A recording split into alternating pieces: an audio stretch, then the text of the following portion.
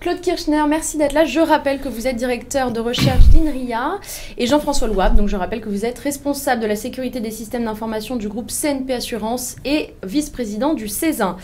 Alors messieurs, je vais vous citer une phrase de Patrick Payoux. Quand un patron informatique me dit qu'il ne s'est jamais fait pirater, c'est soit qu'il est menteur, soit qu'il est incompétent. Qu'est-ce que ça vous évoque? Est-ce que c'est impossible aujourd'hui de ne pas se faire pirater? C'est clair que l'ensemble des entreprises, l'ensemble des systèmes d'information aujourd'hui qui sont en particulier connectés sur Internet sont potentiellement vulnérables. Et donc ce qui est important, c'est de se rendre compte que ça l'est et que par conséquent, il faut prendre des mesures de façon à pouvoir d'une part éviter ceci et d'autre part pouvoir gérer ensuite la crise qui peut résulter de telles attaques. Et ça fait partie vraiment de ce que les entreprises au plus haut niveau doivent prendre en compte aujourd'hui dans leur stratégie complètement de base. Donc c'est vraiment un sujet au niveau du PDG et de l'ADG. Quels sont les types d'attaques auxquelles on peut avoir affaire quand on est patron d'entreprise ou... Ouais, elles sont très variées. Hein. Si le propos de Patrick Payoux était comme souvent un peu provocateur, et comme disait Claude, il est évident qu'aujourd'hui, tous les secteurs d'activité, les entreprises de toute taille sont exposées à la menace. On a quand même potentiellement une spécificité de certaines menaces en fonction du type d'activité de l'entreprise. Aujourd'hui, on est confronté à une professionnalisation du cybercrime qui a avant tout un objectif financier. Donc, les attaques peuvent avoir vocation à générer du bénéfice immédiat. Donc là, on va plutôt trouver effectivement le secteur financier. Maintenant, il y a énormément de choses qui se monnaient sur Internet et sur le dark web. Donc, à partir du moment où votre système d'information, comme vous le disiez, est exposé sur Internet et contient des données sensibles, oui, effectivement, tout le monde est exposé à la menace. Et une menace qui, effectivement, se caractérise en fonction du secteur d'activité, de la taille de l'entreprise. Alors, très concrètement, comment est-ce qu'on se protège quand on est patron d'entreprise? Quels conseils est-ce que vous donneriez? Des choses très simples qui, pour vous, paraissent évidentes, mais qui ne l'est pas forcément pour tout le monde. Et on va distinguer les PME et les grands groupes. Alors, quelque chose qui est commun aux deux, c'est ce que je disais à l'instant. Il faut que la cybersécurité devienne la préoccupation majeure des dirigeants de l'entreprise.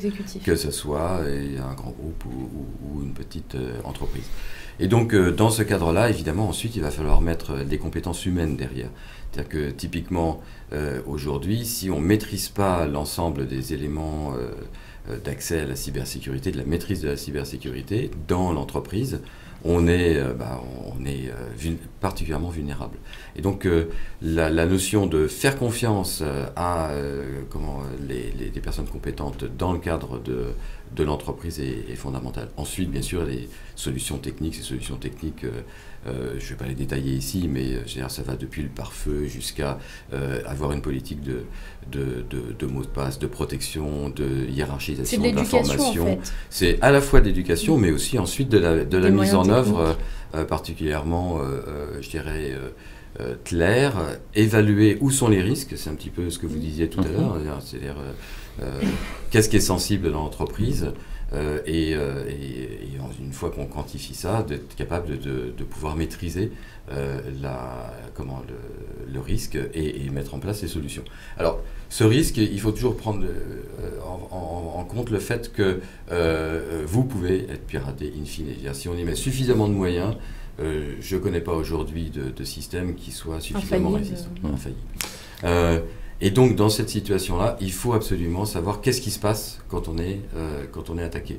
Et une des difficultés, c'est soit on est attaqué et on s'en rend compte, et à ce moment-là, il y a un certain nombre de mesures à prendre, mais il y a beaucoup d'entreprises qui s'en rendent pas du tout compte. Ne pas s'en rendre compte, et là, c'est presque plus dangereux, parce que ça permet à des systèmes malveillants qui sont, à ce moment-là, en continu sur le système d'information, de s'installer et d'acquérir les informations.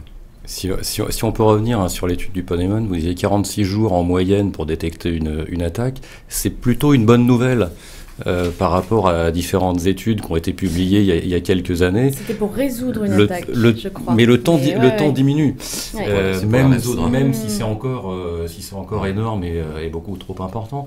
Je pense qu'on est vraiment aujourd'hui, et c'est ce qu'on constate dans une association comme le club que vous citiez, c'est qu'on a vraiment une évolution, comme disait Claude. On ne peut plus aujourd'hui avoir une approche sécurité qui est exclusivement défensive, en disant ça n'arrivera pas et je vais empiler des composants techniques pour que ça n'arrive pas.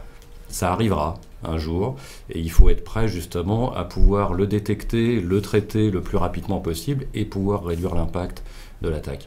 Est-ce qui a un intérêt à pirater des données c'est de l'espionnage industriel? C'est quoi? C'est quel type d'attaque en fait?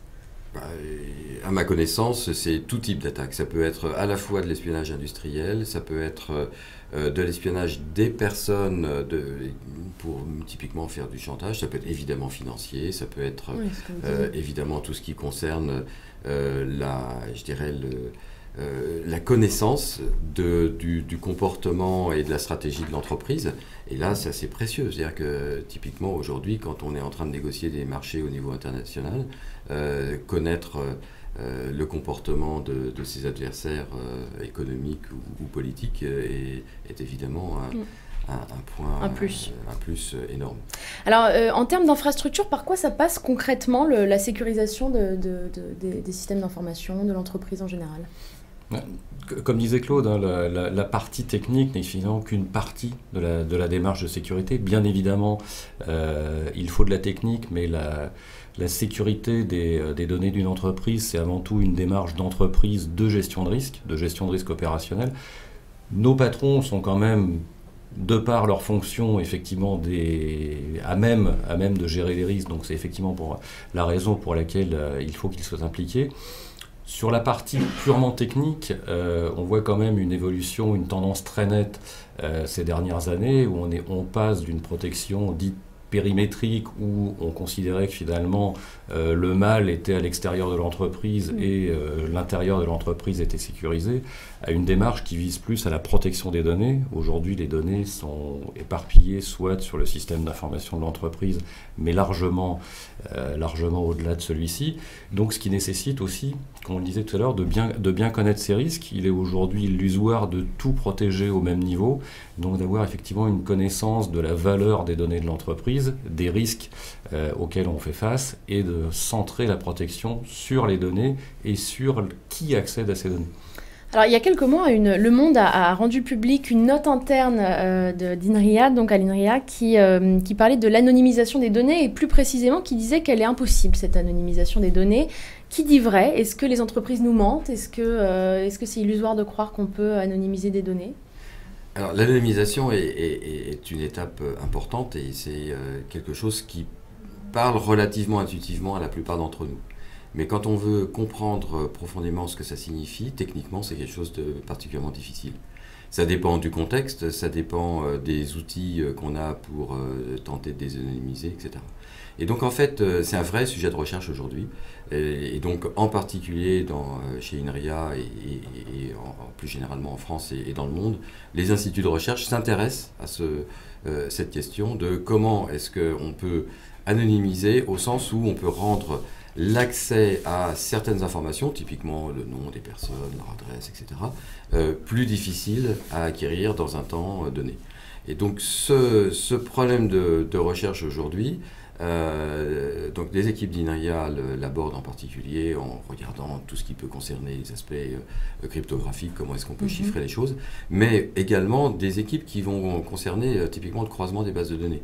Parce que ce qu'il faut comprendre, c'est que juste un fichier en tant que tel peut paraître relativement anonymisé, mais quand on va le confronter à l'ensemble des données qu'on peut avoir, oui, on croise les informations et on trouve... ou illégales, c'est-à-dire que typiquement quand on voit par exemple les 15 millions d'enregistrements qui ont été mis à disposition là, dans T-Mobile, on se retrouve dans la situation où ce type de fichier se retrouve sur le web. Et donc on va pouvoir croiser ce type de fichier avec d'autres fichiers qui sont des fichiers légaux, et dans ce cas-là acquérir des informations qui sont très sensibles en général. Très personnel. On va parler un petit peu du cloud. Guillaume Poupard, donc, de l'Agence nationale de la sécurité des systèmes d'information, a déclaré que le cloud répond à un vrai besoin en matière de sécurité informatique et notamment donc, pour les PME. Est-ce que vous êtes d'accord avec ça? Est-ce qu'on sait réellement ce qui se passe dans le cloud? Ça fait toujours un peu peur, le cloud, c'est ce truc obscur où on ne sait pas très bien. On a l'impression que les données flottent. Ça fait peur ou ça inquiète au titre de toute nouveauté. Maintenant, effectivement, le propos de Guillaume Poupard concernait bien les PME.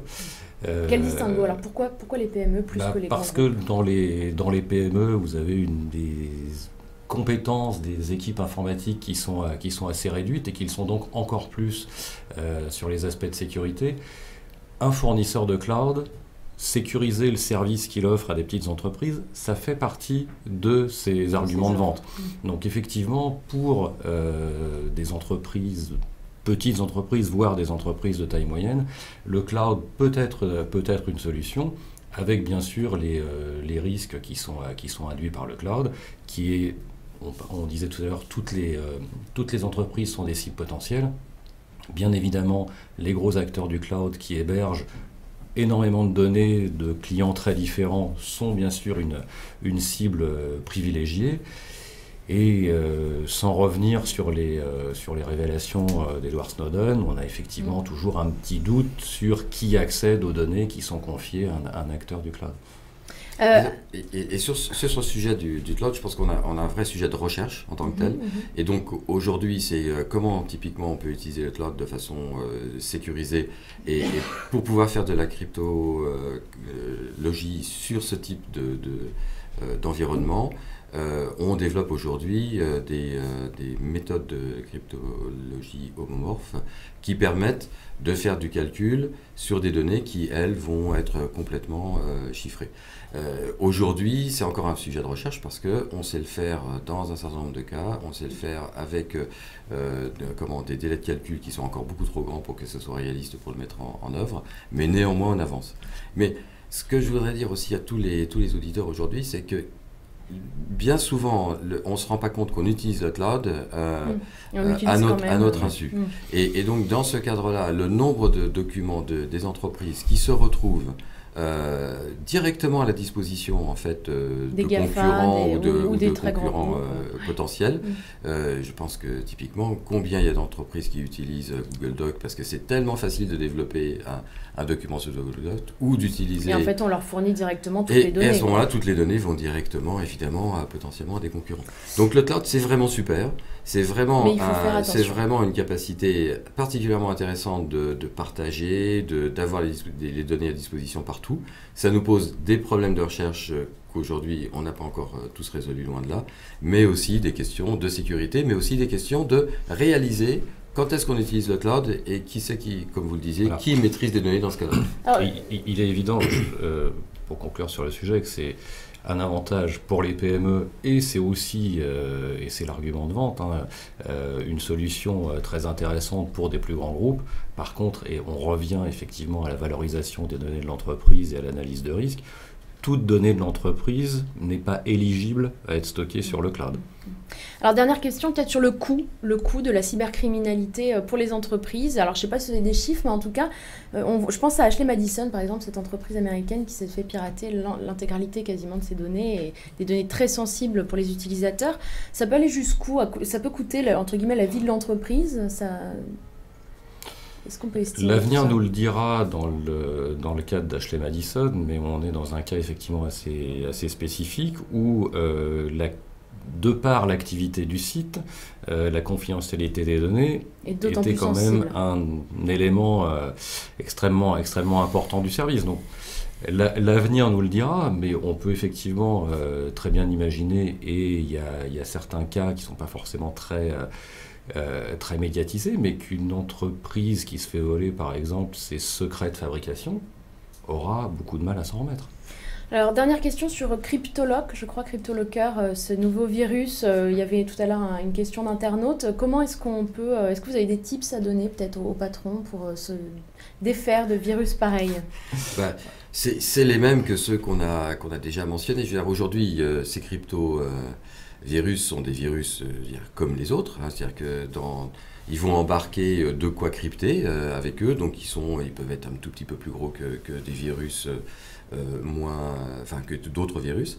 Et en fait, d'abord, il faut les empêcher d'entrer, d'accord ? Et une fois qu'ils sont entrés, c'est un vrai dilemme pour l'entreprise. C'est-à-dire que soit l'entreprise a déjà pris en compte l'analyse de risque de ce type de situation, soit c'est trop tard. Et je les invite vraiment à le considérer tout de suite, d'accord, s'ils ne l'ont pas fait. Et donc dans ce cas-là, il va y avoir une solution de repli, etc. Soit ils ne l'ont pas fait, auquel cas ça peut mettre en danger complètement, effectivement, la vie... L'intégralité des données de l'entreprise. Voilà. Et donc il y a des entreprises qui acceptent de payer, et c'est pas parce qu'on accepte de payer qu'on est sûr de récupérer ces données, hein, très clairement. Et puis il y a des entreprises qui refusent de payer, et on voit aujourd'hui ces cryptologueurs non seulement ne pas distribuer les données, mais en plus, ne pas remettre à disposition les données, pardon, mais en plus diffuser un certain nombre d'informations sur l'entreprise qui mettent en jeu l'économie même de l'entreprise. Donc à la fois ils bloquent les données de l'entreprise, et d'autre part ils les diffusent de façon large si jamais on ne répond pas à leurs demandes. Donc une situation complexe, mais que vous devez aussi avoir analysé, je pense. Oui, ce qui est aussi intéressant, que ce soit CryptoLocker ou d'autres menaces auxquelles on a à faire face depuis certains mois, c'est qu'effectivement ça pose très bien la problématique que la sécurité, ce n'est jamais quelque chose d'établi, et qu'on est toujours finalement au sein de l'entreprise à courir après l'innovation des cybercriminels, quelle que soit leur motivation, qui encore une fois est très souvent financière. Donc, ça a effectivement posé aujourd'hui pas mal de questionnements sur l'efficacité de ces fameuses briques technologiques qu'on a mis en place depuis certaines années.